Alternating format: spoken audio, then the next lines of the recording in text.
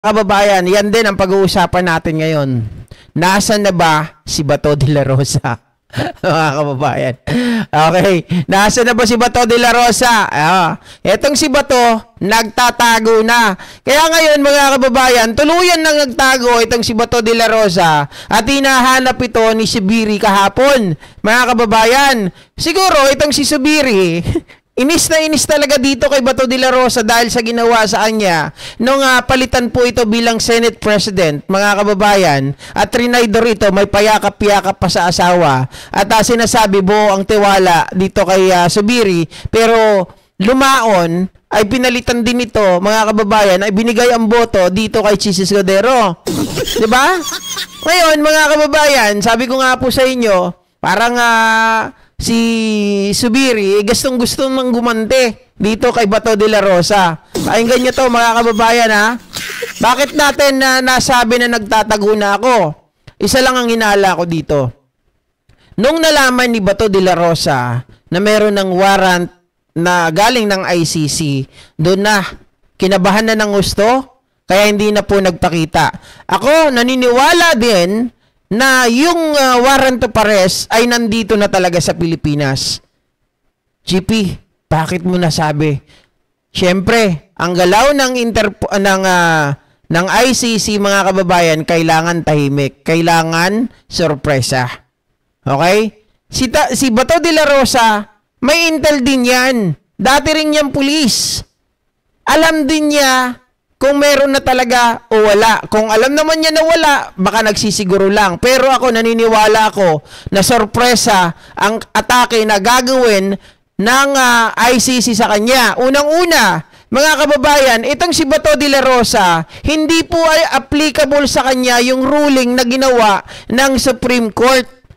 Okay, di ba sabi nung Supreme Court, mga kababayan, hindi raw applicable. Kaya tawag dito, may hirapan na daw na hulihin si Bato de la Rosa. Tama? Pero hindi po, mga kababayan. Hindi pa rin yun applicable sa kanya. Same pa rin ng paghuli kay Digong Duterte ang gagawin kay Bato de la Rosa. Yan ang totoo. Sinabi ko na yan nung nakaraang video ko. Diba? Pero kinumpirma yan ng Supreme Court, mga kababayan. Kaya ngayon talaga, si Subiri nangaasar na dito kay Bato de la Rosa. Nasaan nga na ba to? Eto. Request that the DILG family already take over the VIP area of the gallery and so that we can take up their budget. Yes, and hold on. Teka lang, bitinin ko kayong konti.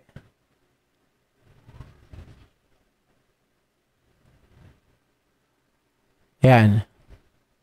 the chairperson is Senator Hercito. Senator Hercito, yes, Mr. President.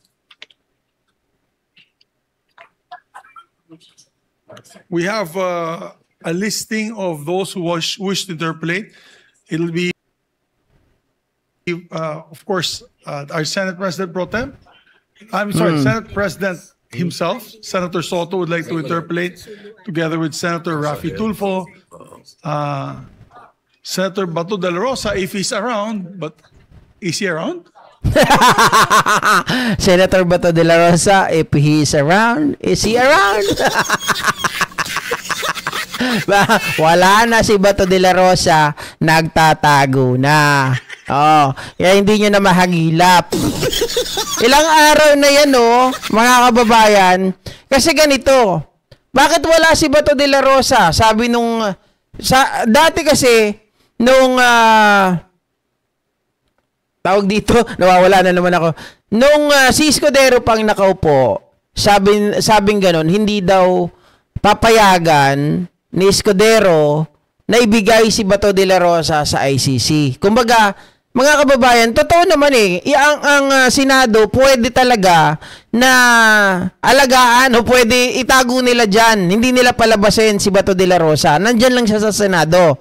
Okay? Pero the moment kasi na lumabas, katulad niyan, ang sitwasyon ngayon, sabi wala pa yung warrant of arrest. Tama? Wala pa yung warrant of arrest. Dahil nga wala pa yung warrant of arrest, mga kababayan, isipin nyo, syempre kapag si Bato de la Rosa kumilos ng normal, Oo, kumilos ng normal. Ano mangyayari pag kumilos ng normal si Bato de la Rosa? Di ba mga kababayan, maglalabas-pasok siya sa Senado? Okay? Paano kung nandyan na talaga yung warrant of arrest? Ha? Di bumulaga mismo sa kanya. Kasi pag nasa loob siya ng session, pag nasa loob siya ng Senado, hindi siya pwedeng hulihin. Hindi papayag yung mga senador. Pero pag lumabas siya, the moment na lumabas siya, napunta siya sa sasakyan niya, o kaya paglabas na pagkalabas pa lang ng Senado, mga kababayan, pwede na siyang pusasan. Diba? So doon pa lang sa bagay na yon, takot na takot talaga. Oh. Takot na takot talaga. It's tantamount, katumbas ito, mga kababayan, ng pag-aakala or ng hinala na nandyan na talaga yung warrant of arrest para sa kanya. Otherwise, hindi ito magtatago, mga kababayan. Sabi ko nga sa inyo, may intel din ito. May mga kilala rin ito. Diba? So, kumbaga, mga ka-GPnatics, nagsisiguro itong si Bato de la Rosa na baka maisahan ako. Oh? Nasa Stone Cave. Nasa Stone Cave daw si Bato de la Rosa. Sabi ni Nova. Hammer Nova. Oh. 'Di ba? Mga kababayan? Oh, ano yung sinasabi nila? Wait lang, hanapin ko lang yung ano. Hindi ko ata nakita yung may post nun eh. Basta hindi applicable kay Bato de la Rosa yung inilabas ng Supreme Court ngayon, mga kababayan, na protektahan yung mga tao katulad ni Bato de la Rosa. Hindi yan applicable, mga ka-GPnatics. Kaya doon pa lang masasabi natin. Kaya nga ang ginawa nila, nag-TRO kagad sila, 'di ba, sa Supreme Court. Temporary restraining order. Pero yung temporary restraining order nila, mga kababayan, ay dininay ng Supreme Court. Di ba? Dininay ng Supreme Court. Ibig sabihin, pag deny ng Supreme Court, deny yung TRO ninyo. Kasi nga, mga kababayan, yung sinasabi nyo na wala ng jurisdiction ang ICC sa atin, mali. Mali. Mali. Di ba? Kasi nakasaad doon na kahit tayo po ay umalis na sa ICC, tayo po ay meron pa ring obligasyon. Obligasyon dahil nangyari po ang krimen na ifinail na kaso laban sa mga taong ito. Ay noon pa naman na tayo po ay kasapi pa sa Rome Statute. Hindi po nung after, di ba?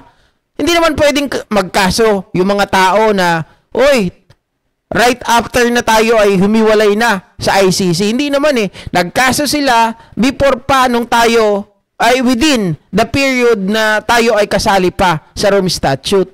Yun po yun.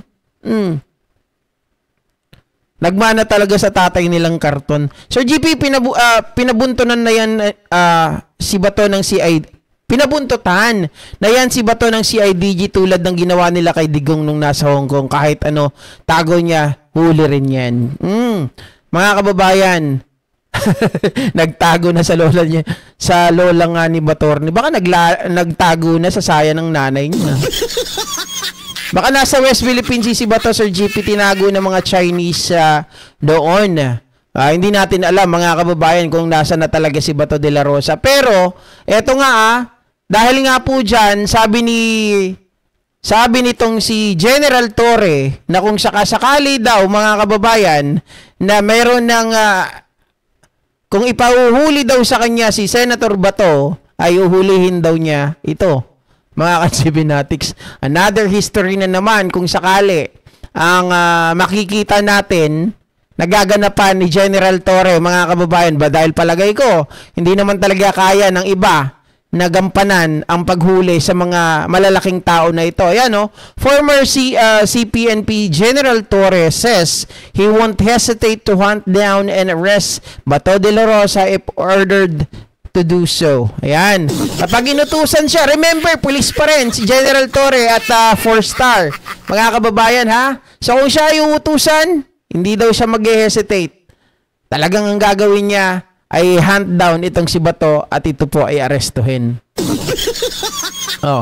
Nasa na yung sinasabi ni Bato de la Rosa, Mr. Trillanes, ngak-ngak ka ng ngak.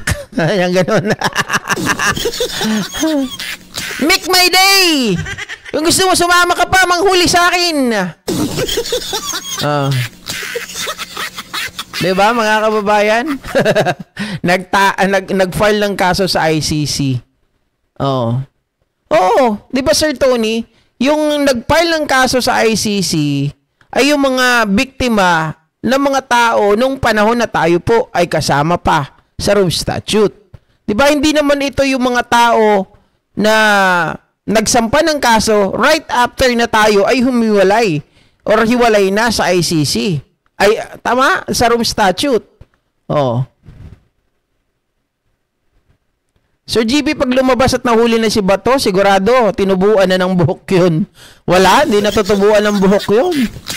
Maaring piluka, manghiram ng piluka, Marcoleta. Diba, Ma'am Naomi Shin?